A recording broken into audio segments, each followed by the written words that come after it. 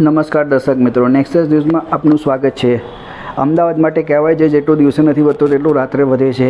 જેમ જેમ અમદાવાદ વધતું જાય તેમ તેમ તેનો ટ્રાફિકનો વ્યાપ પણ વધતો જાય છે અને ટ્રાફિકની સમસ્યા પણ એટલી જ વધતી જાય છે ને અકસ્માતનું પ્રમાણ પણ એટલું જ વધતું જાય છે।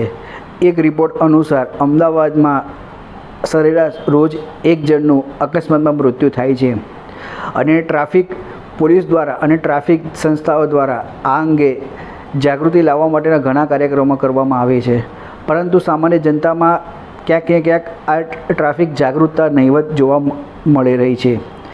સિગ્નલ પર તમે સામાન્ય કોઈપણ સિગ્નલ પર તમે જુઓ છો તો જે સ્ટોપ લાઇનની અંદર આપણે ઊભું રહેવાનું હોય છે, પરંતુ ઘણા લોકો પોતાને એટલા બહાદુર સમજતા હોય છે કે તેઓ પોતે સ્ટોપ લાઇનની આગળ જઈને ઊભા રહે છે ઝેબ્રા ક્રોસિંગ પર।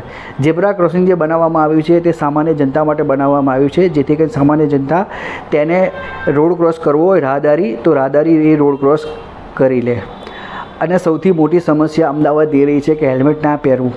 હેલ્મેટ ના પહેરવું એ તો તેમના લોહીમાં લખાઈને આવ્યું હોય તેવું લાગી રહ્યું છે। હેલ્મેટ અંગેની જાગૃતિતા પોલીસ દ્વારા પણ ઘણી વખત સમયાંતરે કરવામાં આવી છે, પરંતુ પબ્લિકમાં તે જાગૃતતાનો અભાવ જોવા મળી રહ્યો છે। હવે જો સગીર વયની જે બાળકો છે તે પણ લોકો અમદાવાદમાં વાહનો લઈને ફરતા થાય છે અને એ પણ હેલ્મેટ વગરના। તે પોતે તો પોતાના જીવનું જોખમ કરે છે, સાથોસાથ રોડ પર જતા લોકોને પણ એ લોકો જાનને જોખમમાં મૂકે તેવી રીતે ગાડી ચલાવતા હોય છે। અને સમયાંતરે અમદાવાદ પોલીસ દ્વારા ચલણનો પણ ઇસ્યુ કરવામાં આવે છે, પરંતુ જ્યાં સુધી ટ્રાફિકની જાગૃતતા સામાન્ય જનમાનસમાં નહીં આવે ત્યાં સુધી આ બધી વસ્તુ કાગળ પર જવાની છે। એટલે સામાન્ય જનતાને પણ આ અંગે જાગૃતતા લાવવી પડશે। પોલીસ તો એનું કામ કરી રહી છે, પણ પોલીસની પણ એક મર્યાદા હોય છે। આપણે જાગૃત બનવું પડશે અને આપણે આ સમસ્યામાંથી બહાર આવવું પડશે। આપણે જેવી રીતે પોલીસ દ્વારા વારંવાર કહેવામાં આવી રહ્યું છે કે જે ડાબી બાજુનો જે ટ્રાફિક છે, ડાબી બાજુની જે લેન છે તમે ખુલ્લી રાખો, પરંતુ અહીંયા ટ્રાફિક તમે જોઈ શકો છો કે ટ્રાફિક અહીંયા ડાબી બાજુ આવીને ઊભો રહે છે, જેથી કરીને પાછળ જે લોકોને જે ડાબી બાજુ જે વળવાનું છે તે ટ્રાફિક આગળ જઈ નથી શકતો, જેથી કરીને ટ્રાફિકની સમસ્યાનું અહીંયા ઉદ્ભવે છે। તો આવી રીતે જે જાગૃતિ છે તે આપણે પોતાના સામાન્ય જનમાનસથી લાવવાની છે। અને જો અહીંયા પોલીસની પણ વાતચીત કરવામાં આવે તો પોલીસવાળા પણ હેલ્મેટ વગર જોવા મળી રહ્યા છે અને એ લોકોને શું સામાન્ય માણસને જે કાયદો લાગે છે તે પોલીસનો કાયદો અલગથી લાગે છે, તે સામાન્ય લોકમાનસમાં ચર્ચા થઈ રહી છે।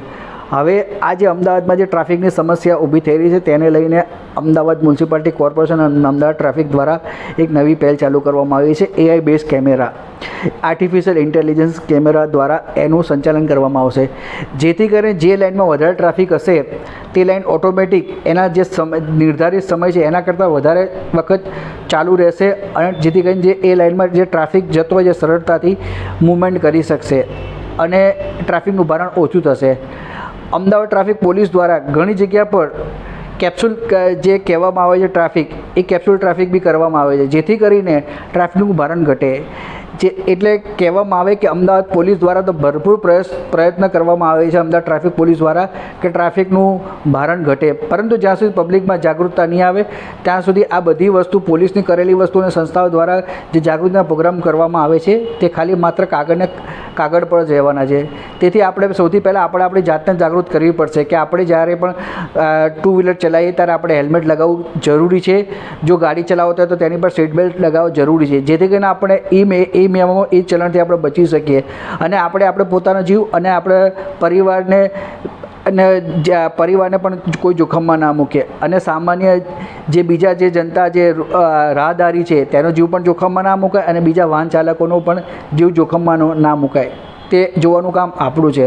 દર્શક મિત્રો, આ અંગે આપ શું માનો છો તમને કોમેન્ટ બોક્સમાં જરૂરથી લખીને જણાવશો। દર્શક મિત્રો, આવા સમાચાર જોવા માટે આપ અમારી ચેનલ લાઈક કરો, શેર કરો, સબસ્ક્રાઈબ કરો।